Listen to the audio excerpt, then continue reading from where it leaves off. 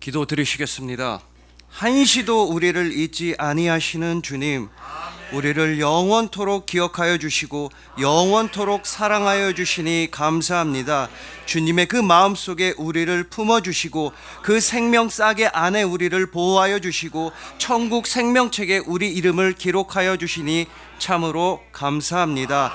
세상의 소망이시자 천국의 기쁨이시자 영원하신 사랑의 그 이름, 우리 주님 예수 그리스도의 이름으로 기도합니다. 아멘. 자, 오늘은 하나님이 세우시는 구원자라는 말씀으로 주님의 은혜를 함께 나누도록 하시겠습니다. 여러분, 샌디 윌슨 목사님은 우리 인간에게 있어서 가장 심각한 문제는 바로 죄의 문제라고 말씀하셨습니다. 이 죄악의 문제를 해결하지 않으면 우리는 아무것도 할 수 없다고 하시면서 본인이 직접 겪은 경험담을 우리에게 들려주십니다. 이 샌디 윌슨 목사님이 지금으로부터 35년 전쯤에 목사님의 교회와 동네에서 약 160km 정도 떨어져 있는 한 도시에 가서 설교를 하실 일이 있으셨습니다. 그렇게 설교가 다 끝났는데 한 젊은 자매님이 목사님을 찾아왔습니다. 찾아와서는 목사님네 동네에, 목사님 사시는 그곳에 자기 이모가 살고 있는데 이름은 메리 존스라고 하는데 혹시 목사님 우리 이모 아시나요? 라고 물어봤습니다. 그래서 목사님은 죄송합니다, 잘 모르겠습니다. 대신에 그 이모분의 연락처를 주시면 제가 꼭 집으로 돌아가서 이모님한테 전화를 해서 안부도 전해드리고 기도도 하겠습니다 라는 약속을 하셨습니다. 그리고 목사님은 약속대로 집에 돌아오셔서 전화를 걸었습니다. 여보세요? 메리 존스 씨 맞나요? 메리 존스 씨, 저는 샌디 윌슨이라고 하는 목사인데요 하자마자 수화기 건너편에서 갑자기 이런 말이 들려오는 겁니다. 아이고 목사님, 잘못했습니다. 죄송해요. 한 번만 용서해 주세요. 다시는 그러지 않겠습니다. 솔방울 때문에 화가 나서 전화하신 거 맞죠? 이러는 겁니다. 그래서 목사님은 당황해서 무슨 말씀이시냐, 지금 무슨 얘기 하시는지 잘 모르겠고 솔방울은 또 무슨 말이냐라고 물어봤더니 그분께서 사실은 제가 일주일 전쯤에 목사님네 교회 마당 앞에서 솔방울들을 몇 개 몰래 훔쳐왔습니다. 너무 예뻐가지고 집안에 장식하려고 솔방울들을 몇 개 몰래 훔쳐왔습니다. 근데 그렇게 집안에 잘 예쁘게 장식하고 나니까 꼭 마치 교회 창문 너머로 목사님이 제 도둑질을 다 훔쳐보고 있는 것 같은 생각이 드는 겁니다. 그래서 일주일 동안 잠도 못 자고 너무나 마음이 괴로웠습니다 라는 고백을 하는 겁니다. 그래서 목사님은 아니, 저는 그런 것 때문에 전화드린 게 아니라 어느 도시에 갔더니 조카분을 만났다. 그래서 안부 전해드리고 기도하려고 전화드린 거다. 그리고 솔방울쯤이야 마음껏 언제든지 교회에서 가져가십시오 라고 말하고 기도하고 전화를 끊으셨습니다. 여러분, 우리 속담에도 도둑놈이 제발 저린다 이런 말이 있습니다. 때린 사람이 잠을 못 잔다 이런 말도 있습니다. 이처럼 우리 죄의 문제가 해결되지 않으면 우리 마음은 절대로 편할 수가 없으며 이 세상은 나빠져만 갈 것이며 무엇보다 죄의 문제가 해결되지 않으면 하나님과 거리가 멀어지게 되는 것입니다. 그러나 하나님께서는 우리를 구원하십니다. 우리를 그 모든 죄악으로부터 구원하여 주시고 죽음으로부터 구원하여 주시고 그 모든 좌절과 절망에서부터 하나님은 우리를 구원하여 주십니다. 그리고 오늘 본문 말씀인 이 사사기야말로 하나님께서 어떻게 우리를 구원하여 주시는지를 너무나도 잘 보여주는 모범이자 교과서인 것입니다. 그래서 오늘은 오늘의 본문 말씀을 통해서 거기다가 당신을 위한 사사기라는 책의 통찰을 더해서 주님의 은혜를 잊지 아니하고 주님의 은혜에 더욱더 깊이 감사하는 우리 모두가 되기를 소망해 봅니다. 오직 예수 그리스도의 은혜로 말미암아 영원한 사랑과 구원과 생명을 받으시는 여러분들을 주님의 이름으로 축복합니다. 자, 이 죄악이라고 하는 문제가 우리 인간한테 가장 심각한 문제라고 한다면 그 죄의 원인을 알아야 치유할 수가 있습니다. 그리고 오늘 본문 7절 말씀은 모든 죄악의 원인이 바로 이것이라고 우리에게 말씀합니다. 이스라엘 자손이 여호와의 목전에 악을 행하여 자기들의 하나님 여호와를 잊어버리고 바알들과 아세라들을 섬긴지라. 여러분, 이렇게 하나님을 잊어버리는 것, 이것이 바로 모든 죄악의 원인입니다. 하나님께서는 생명의 근원 되시기에 그런 하나님을 잊어버린다는 것 자체가 곧 죽음과 죄악이라는 뜻입니다. 여러분, 최초의 인류였던 아담과 하와도 하나님의 말씀을 잊어버리면서 죄악을 저질렀습니다. 그렇게 말씀해 주셨는데도 선악과 먹지 말아라, 그거 먹으면 반드시 죽는다 라고 분명하게 말씀해 주셨는데도 먹어버렸습니다. 하나님의 말씀을 잊어버린 것입니다. 이뿐 아니라 이후로 등장하는 성경의 모든 죄악은 다 하나님을 잊어버림으로써 시작합니다. 가인도 그랬고, 바벨탑도 그랬고, 아간도 그랬고, 아나니와 삽비라도 다 하나님을 잊어버림으로써 죄악을 저질렀던 것입니다. 우리는 이렇게 자주자주 하나님을 잊어버립니다. 안타깝지만 사실입니다. 그러나 우리가 이렇게 하나님을 잊어버릴 때라도 하나님은 우리를 잊지 아니하십니다. 하나님만큼은 우리를 반드시 기억하여 주십니다. 우리의 죄를 하나님께 고백하고 다시 회개하고 뉘우치고 돌이키면 하나님께서는 반드시 우리를 다시 품어주시고 안아주시는 분이십니다. 마치 오늘 본문 말씀에서 온니엘과 에훗이라는 사사를 세워서 이스라엘을 구원하신 것처럼 우리가 하나님께로 돌아가면 하나님은 언제나 우리에게 구원의 손길을 내밀어 주십니다.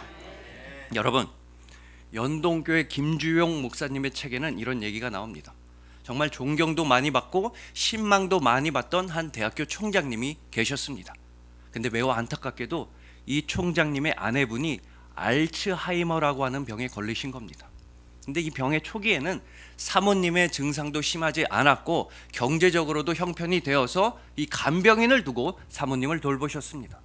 그러다 시간이 점점 흘러서 사모님의 증상이 너무 심각해지고 또한 재정적으로 여러 가지 어려운 이유들이 생겨서 도무지 간병인을 둘 수가 없었습니다. 그래서 총장님은 결단을 했습니다.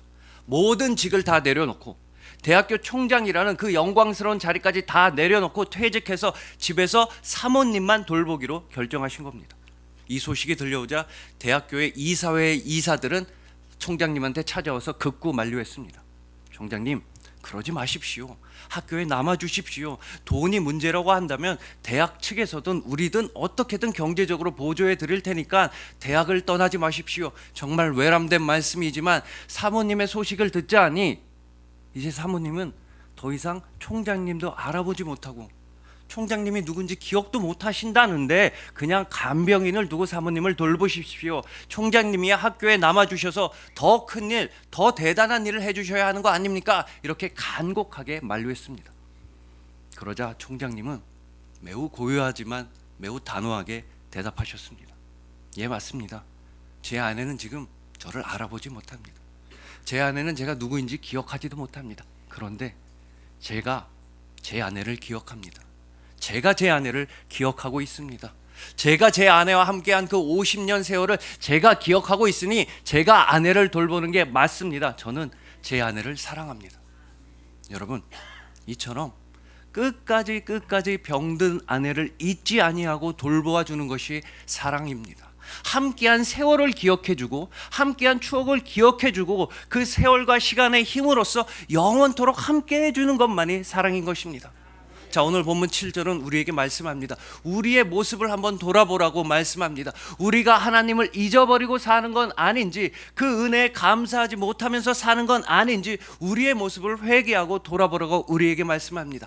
그러면서 오늘 본문 말씀 전체는 하나님께서는 우리를 잊지 않으셨다고 말씀하시는 것입니다. 우리는 비록 하나님을 잊었지만 하나님께서는 영원히 우리를 기억하신다고 말씀하고 있는 것입니다. 온니엘과 에훗을 세워서 이스라엘을 구원하여 주신 그 하나님이 바로 나의 하나님이다. 바로 나의 아버지라는 그 진리를 반드시 기억하라고 말씀하시는 것입니다. 즉, 하나님께서는 단 한순간도 우리를 잊은 적이 없으시며 하나님 아버지께서는 단 한순간도 우리를 사랑하는 걸 멈추신 적이 없다라는 뜻입니다.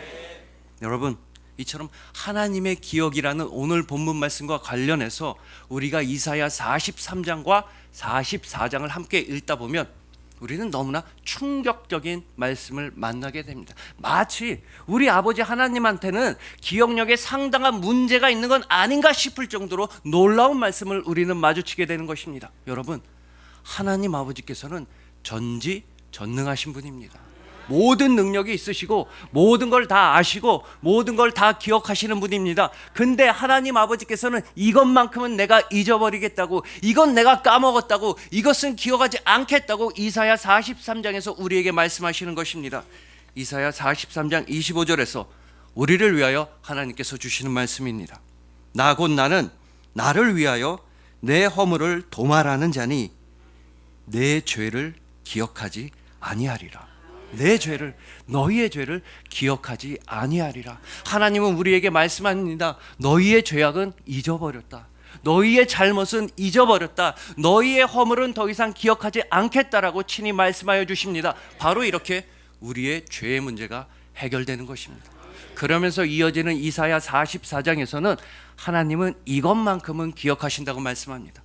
다른 건 다 잊어버릴지라도 이것만큼은 절대로 까먹지 않고 기억하겠다고 우리에게 말씀하십니다. 그러면서 우리도 좀 기억해보라고 하나님은 우리에게 말씀하십니다. 이사야 44장 21절 말씀입니다. 야곱아, 이스라엘아, 이 일을 기억하라. 너는 내 종이니라. 내가 너를 지었으니 너는 내 종이니라.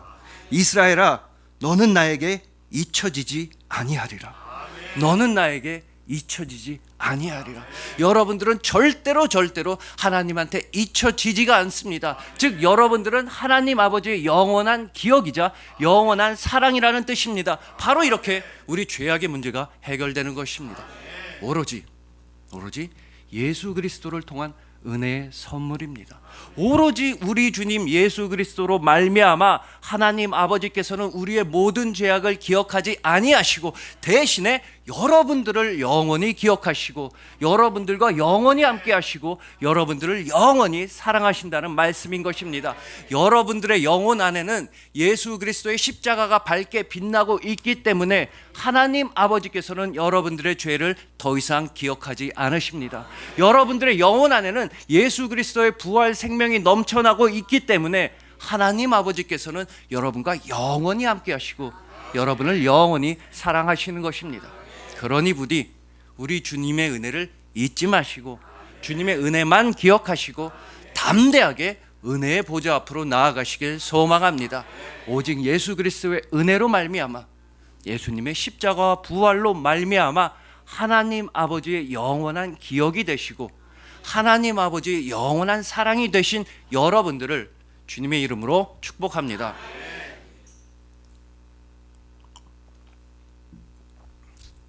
자, 이제부터는 오늘 본문에 등장하는 두 명의 사사 중에서 먼저 온니엘에 대해서 살펴보시겠습니다. 자, 지금까지 살펴본 오늘 본문 7절 말씀대로 이렇게 이스라엘이 하나님을 잊어버리고 우상 숭배하고 죄악을 저지르자 외적 메소보다미아가 쳐들어오게 됩니다. 그렇게 전쟁을 당하고 침략을 당하고 고난을 당하니까 그제서야 이스라엘은 회개하기 시작합니다. 하나님 잘못했어요. 하나님 살려주세요. 하나님 도와주세요라고 8년 동안이나 외적의 침략을 받다가 그제서야 회개의 기도를 했던 것입니다. 그러자 그들이 회개하자 은혜가 풍성하신 하나님께서는 이스라엘을 위하여서 한 구원자를 친히 세워주셨습니다. 오늘 본문 9절입니다.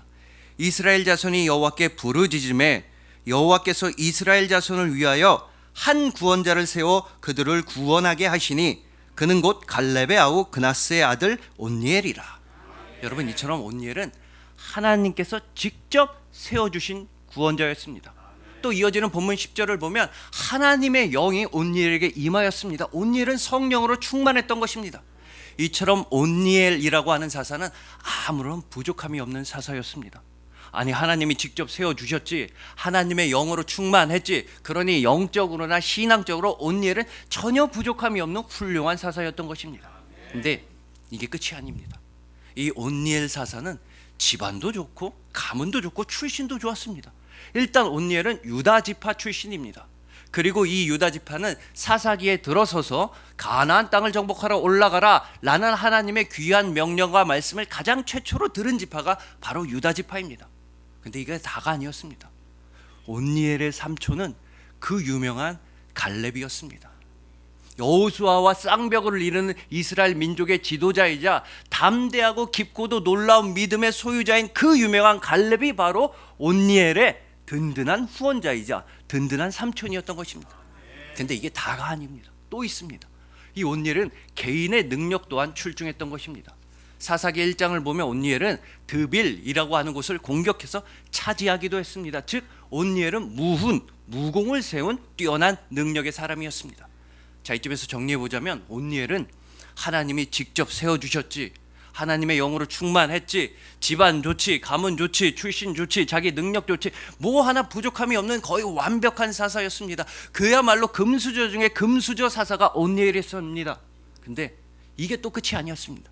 이 하나님의 말씀, 성경 말씀을 보면 성경 말씀이 온니엘의 리더십, 신앙심, 인간성을 책망했다라는 말씀이 전혀 등장하지 않습니다. 즉 하나님께서 온니엘을 비난하셨다, 책망하셨다라는 말씀이 없는 것입니다. 이처럼 온니엘은 완벽한 사사였습니다. 너무나 뛰어나고 훌륭한 사사였습니다. 그래서 이스라엘을 구원하였습니다. 외적 메소포타미아를 다 몰아내고 이스라엘에게, 그 민족에게 평화와 안정을 선물해 주었던 것입니다. 그런데 이렇게 완벽해 보이는 사사 온니엘, 아무 문제도 없이 아무 부족함이 없어 보이는 사사 온니엘에게도 한 가지 문제는 있었습니다. 즉 일종의 한계 같은 것이 있었습니다. 온니엘이 겪어야만 했던 문제와 한계는 바로 오늘 본문 11절에 나타나 있습니다. 그 땅이 평온한 지 40년에 그나스의 아들 온니엘이 죽었더라. 온니엘이 죽었더라. 여러분, 물론 이 온니엘은 하나님이 친히 세워주신 사사로서 자신의 역할과 소명을 충실하게 이행하였습니다. 그래서 이스라엘에게 40년이나 되는 길고 긴 평화를 선물하기도 했던 것입니다. 그러나 온니엘이 죽었더라. 온니엘은 죽었습니다. 온니엘이 아무리 뛰어났어도 온니엘은 사람인지라 죽었던 것입니다. 온니엘이 죽었더라. 물론 온니엘은 뛰어나고 훌륭한 사사였지만 그래서 우리에게는 온니엘보다 더욱 뛰어나고 더욱 훌륭한 사사가 필요합니다. 왜냐? 우리 모두의 죄악을 다 사하여 주시고 용서하여 주시고 우리를 영원히 구원하실 수 있는 온니엘보다 훨씬 뛰어나고 훌륭한 완전한 사사와 영원한 구원자가 우리에겐 필요했으니 바로 예수 그리스도이십니다. 예수님께서는 본인이 어떤 분이신지에 대해서 요한계시록 1장 18절에서 이렇게 말씀하십니다. 곧 살아있는 자라 내가 전에 죽었었노라. 볼지어다 이제 세세토록 살아있어 사망과 음부의 열쇠를 가졌노니. 여러분, 안타깝지만 온니엘은 죽었습니다. 온니엘에게는 죽음이란 한계가 있었던 것입니다. 그리고 예수님도 분명히 죽으셨습니다. 예수님께서도 분명히 한번 십자가 위에서 죽으셨습니다. 그러나 예수님은 죽음을 이기고 부활하셨습니다. 예수님은 이제 세세토록 살아계신 우리의 구원자입니다. 그래서 예수님께서는 여러분들을 세세토록, 즉 영원토록 구원하여 주시는 것입니다. 우리의 영원한 구원은 오직 우리 주님 예수님에게만 있습니다. 우리의 모든 약점, 슬픔, 좌절, 질병, 가난, 이 모든 아픔들은 오로지 예수님 안에서만 사라지게 되는 것입니다. 완전한 사사이시자 영원한 구원자이신 예수님께서 친히 구원하여 주시고 영원한 사랑을 주시고 영원한 생명을 주신 여러분들을 주님의 이름으로 축복합니다. 자, 이제 마지막으로 사사 에웃의 순서입니다. 이렇게 온니엘이 죽게 되자 이스라엘 민족은 또다시 하나님을 잊어버리고 하나님 앞에서 죄악을 저지르고 우상 숭배를 했습니다. 그러자 이번에는 아주 연합군이 쳐들어왔습니다. 아주 연합군이 쳐들어온 것입니다. 모압 왕 에글론을 필두로 해서 모압, 암몬, 아말렉 이런 연합군이 이스라엘을 괴롭혔습니다. 게다가 전번에는 메소포타미아 때에는 8년만 고통을 당했으면 됐는데 이번에는 무려 18년이나 되는 길고 긴 시간을 고통에 신음해야 했던 것입니다. 그렇게 외적의 침략과 전쟁으로 힘들어지자 그제서야 비로소 이스라엘은 회개하기 시작합니다. 또다시 하나님한테 매달립니다. 그러자 은혜가 풍성하신 하나님께서는 다시 한번 이스라엘을 위한 구원자를 세워주셨는데 이번에 하나님의 선택은 꽤나 특이한 선택이었습니다. 오늘 보면 15절 말씀입니다. 이스라엘 자손이 여호와께 부르짖음에 여호와께서 그들을 위하여 한 구원자를 세우셨으니 그는 곧 베냐민 사람 게라의 아들 왼손잡이 에웃이라. 자, 여러분, 앞서서 사사 온니엘은 너무나 완벽해 보이고 뛰어나고 훌륭한 사사라고 말씀드렸습니다. 집안 좋지, 출신 좋지, 믿음 좋지, 뭐 하나 빠지는 게 없는 사사였습니다. 그래서 이스라엘 민족은 이번에도 아주 뛰어나고 훌륭하고 멋있는 사사를 통해 하나님께서 우리를 구원해 주시겠지라는 예상을 했었을 것입니다. 그러나 하나님께서는 그들의 예상을 완전히 빗나간 선택을 하셨으니 바로 왼손잡이 에훗입니다. 여러분, 오늘 본문 당시에 고대 세계에서는 모두가 다 오른손을 써서 무기를 사용했습니다. 오른손으로 칼을 잡고 창을 잡아서 적군을 무찌르는 게 일반적인 경우였습니다. 또한 우리가 성경을 읽어서 잘 알고 있다시피 이 오른손이야말로 권능의 손이다, 능력의 손이다, 구원의 손이다 라는 표현이 성경에서 자주 등장하기도 합니다. 그래서 신학자들은 오늘 본문 말씀에서 에훗이 왼손잡이였다라는 부분에 대해 이런 추측을 하는 것입니다.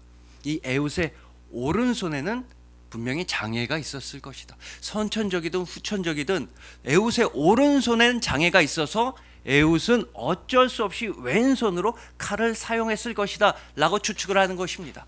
바로 그렇기에 모압 왕 에글론도 방심을 했던 것입니다. 만약에 에훗이 오른손잡이였다라고 한다면, 그래서 일반 남성들만큼 오른손으로 칼을 사용할 수 있었다라고 한다면 이 모압 왕 에글론은 에훗과 1대1로 독대하지는 않았을 거라는 추측입니다. 그러나 모압 왕 에글론은 방심하고 깔보았습니다. 에훗이 왼손잡이라서 방심했으며 에훗한테 장애가 있다고 깔보았던 것입니다. 그 방심과 깔보는 틈을 타서 에훗은 기습을 해서 적군의 대장 에글론을 무찌를 수가 있었던 것입니다. 정말 중요한 사실은 에훗이 그렇게 무시당하는 왼손잡이였는데도 불구하고 당시에는 멸시당하고 천대당에는 장애가 있는 사람이었는데도 불구하고 하나님께서는 그 에훗을 이스라엘의 사사와 구원자로 선택하셨다라는 뜻입니다. 즉 하나님께서는 에훗의 약점, 연약함을 정확하게 들어서 사용해 주셨습니다. 세상 모두가 보기에는 에훗의 문제점, 약점, 장애가 있고 그런 에훗의 왼손을, 하나님께서는 에훗의 왼손을 적군의 대장을 기습할 수 있는 최고의 장점이자 강점으로 변화시켜 주셨던 것입니다. 즉 하나님께서는 매우 연약하고 장애 있고 볼품없던 에훗을 들어 사용하시길 너무나 기뻐하셨던 것입니다.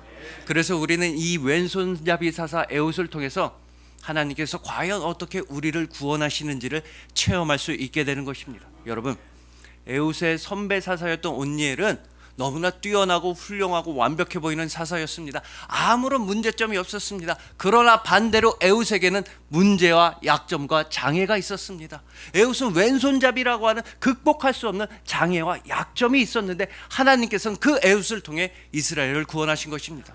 또한 에훗의 후배 사사인 드보라와 바락은 스불론과 납달리라고 하는 두 지파의 지원군을 받아서 도움을 받아서 전쟁에서 승리했습니다. 그러나 에훗은 혼자서 단독으로 자기 힘으로만 적군의 대장을 무찔러야 했던 것입니다. 그러니까 하나님께서는 이 왼손잡이 사사 에훗을 통해서 매우 연약하고 매우 볼품없던 이 에훗을 통해서, 또한 아무의 도움도 받지 못하던 그 에훗을 통해서, 또한 이 세상 그 누구도 기대하지 않았던 그 에훗을 통해서 하나님은 이스라엘을 구원하여 주셨던 것입니다. 그래서 우리는 이 왼손잡이 사사 에훗, 가장 연약하고 가장 외로웠던 사사 에훗을 통해서 온 세상의 진정한 사사와 진정한 구원자를 바라보게 되는 것입니다. 오직 예수 그리스도이십니다. 예수님이야말로 가장 연약한 모습으로, 가장 비천해지심으로써, 가장 약해지심으로써 우리를 영원히 구원하여 주셨습니다. 예수님에게는 사람들이 흠모할 만한 아름다운 모습, 고운 풍채가 없으셨으며 오히려 반대로 예수님은 멸시를 당하고 버림을 당하셨던 것입니다.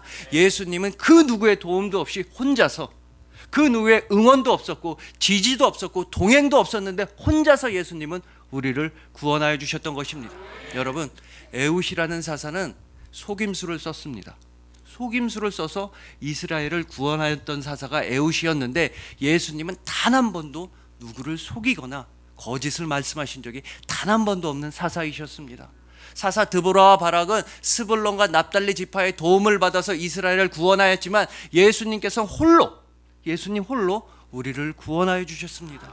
예수님께서는 기드온처럼 자신의 야심이나 야망을 드러낸 적이 없는 사사이셨으며, 삼손처럼 욕정에 눈이 먼 적도 없는 사사이셨으며, 입다처럼 성급한 적도 없는 사사이셨습니다. 즉 예수님은 아무런 죄악도 없으시고 실수도 없으시고 잘못도 없으신 완전한 사사이셨습니다. 그래서 예수님만이 우리를 영원히 구원하시는 구원자이신 것입니다.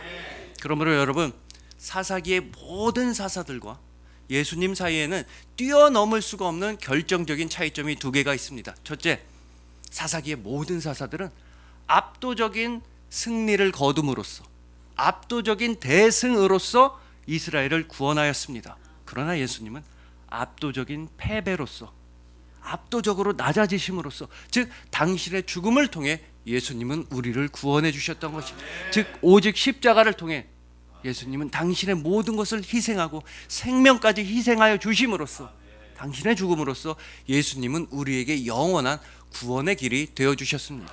그리고 두 번째 차이점은 사사기의 모든 사사들은 다 죽었습니다. 온니엘도 죽었고 에훗도 죽었습니다. 그리고 예수님은 그 죽음을 승리하시고 부활하신 분입니다. 예수님은 부활하심으로써 우리에게 영원한 생명과 구원을 주셨습니다. 예수 그리스도의 부활 생명과 부활 소망만이 우리의 영원한 구원인 것입니다. 그래서 우리는 사사기를 읽으면서 그 모든 사사들 너머에 있는 가장 완전한 사사를 바라보게 되는 것입니다. 그래서 우리는 사사기를 읽으면서 그 모든 사사들 너머에 있는 영원한 구원자를 바라보게 되는 것입니다. 오직 예수 그리스도이십니다. 예수님만이 모든 성경의 주인 되시며, 예수님만이 완전한 사사이시며, 예수님만이 영원한 구원자이시며, 예수님은 여러분을 영원히 사랑하십니다. 오직 예수 그리스도의 그 이름만이 세상의 소망이요 천국의 기쁨이요 여러분들을 향한 사랑 그 자체인 것입니다. 그리하여 절대로 하나님의 은혜를 잊지 아니하시고, 하나님의 은혜를 잘 기억하시고, 하나님께서 무엇보다 영원히 기억하여 주시는 여러분들, 온니엘과 에훗처럼 하나님께서 친히 세워주시고 친히 들어 사용하여 주시고 모든 약함을 강함으로 바꾸어 주시는 여러분들, 예수 그리스도의 은혜를 통하여서 완전한 사사, 영원한 구원자이신 예수 그리스도의 은혜를 통하여서 영원한 생명과 구원을 누리시는 여러분들을 진심으로 사랑하고 축복합니다. 기도드리시겠습니다.